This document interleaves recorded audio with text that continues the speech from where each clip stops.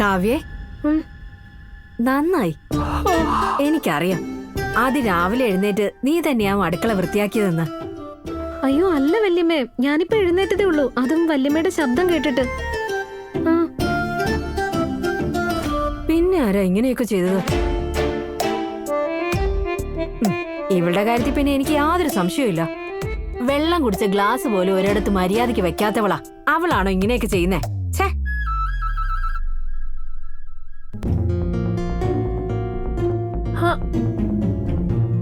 ഞാനോ?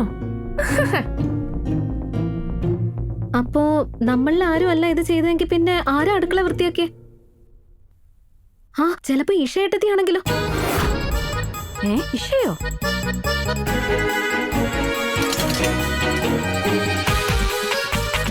ഇവള് ഗുലാം പോലെ രാജകുമാരിയോ അതോ പ്രേതോ? ഇത്ര പെട്ടെന്ന് എങ്ങനെ ഇത്രയൊക്കെ വൃത്തിയാക്കി വെച്ചേക്കുന്നേ? ഭയങ്കര പണിക്കാരിയാണല്ലോ. ആ മഹാറാണിക്ക് ഇരുന്നിടത്ത് നിന്ന് എഴുന്നേക്കാൻ തന്നെ ബുദ്ധിമുട്ടാ. എന്നിട്ട് എങ്ങനെ ഈ ബുദ്ധിമുട്ടുള്ള ഇത്രയും പണി ചെയ്യുന്നേ?